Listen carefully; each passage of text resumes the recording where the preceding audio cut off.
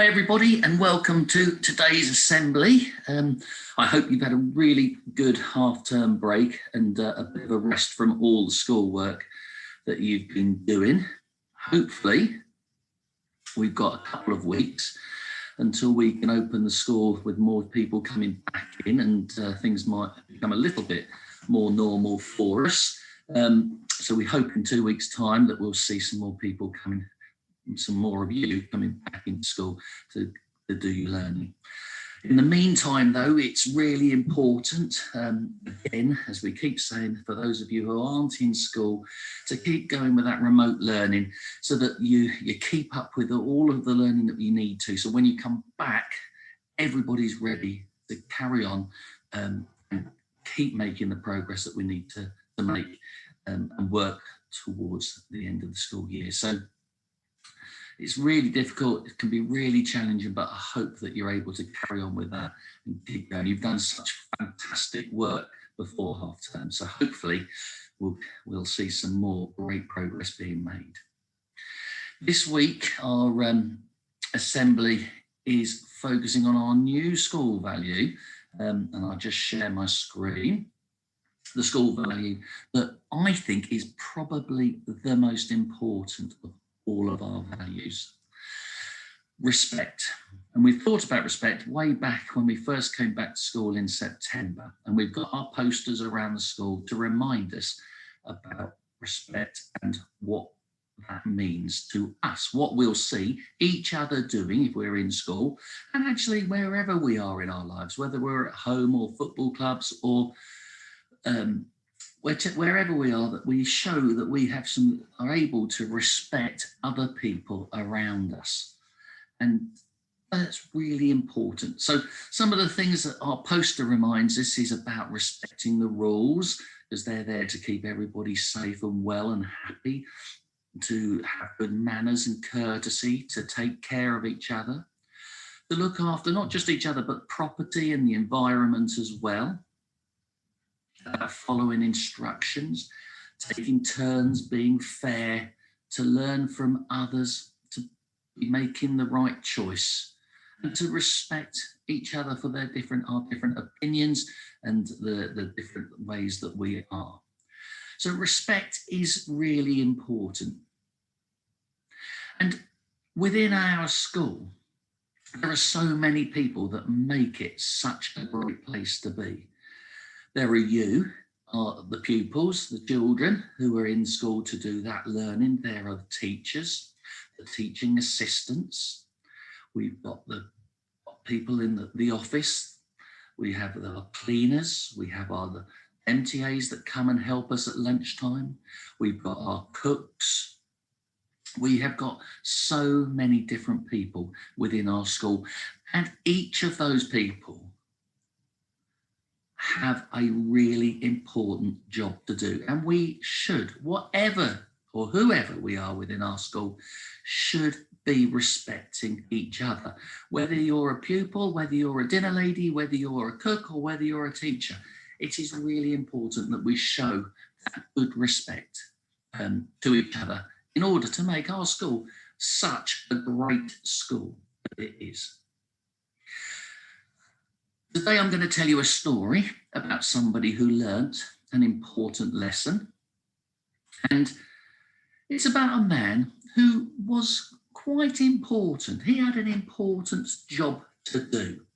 He was always very, very busy and disappearing to meetings, seeing other people, making very important decisions.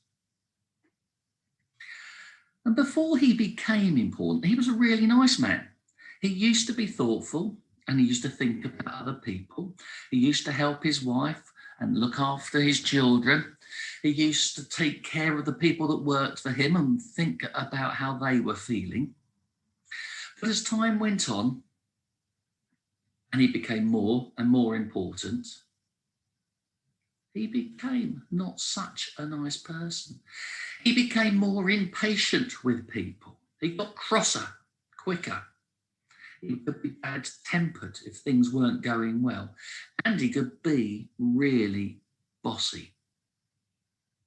And actually, he started to not just think about other people's feelings and respect how other people felt, but actually he became quite selfish and nobody really mattered in his mind apart from him because he was a very important person.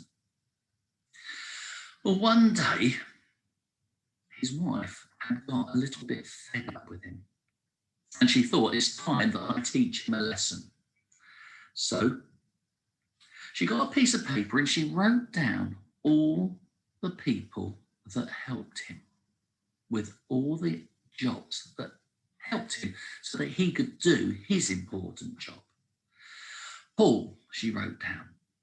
Paul was a man who used to help look after his car, check that it was running okay, check it was clean, and check it was full of petrol. Bill worked in his office and he was the cleaner. He used to go around and make sure all the bins were empty, everything was wiped down, the floor was hoovered. So each morning when the important man came into his office, it was nice and smart and ready for them to start their work. Sylvia, who was the secretary in the office, who used to answer the phone and check that all the pencils and pens and sellotape and staplers, all the things he needed for his job, was also an important person. And then lastly, herself, his wife, who used to make him his breakfast and cook him his meals and do his washing and iron his shirts so that he could get on with his important job.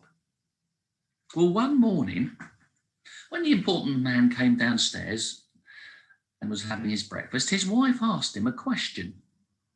She asked him, "Do you think Paul and Bill and Sylvia and my jobs are as important as your job?"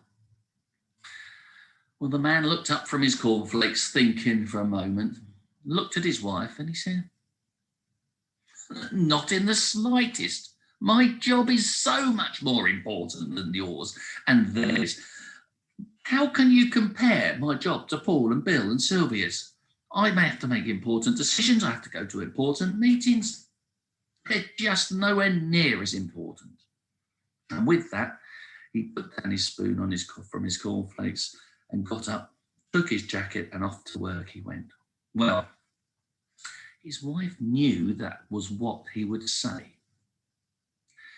So his wife had already spoken to Paul and Bill and Sylvia, and they were all ready to teach him a lesson.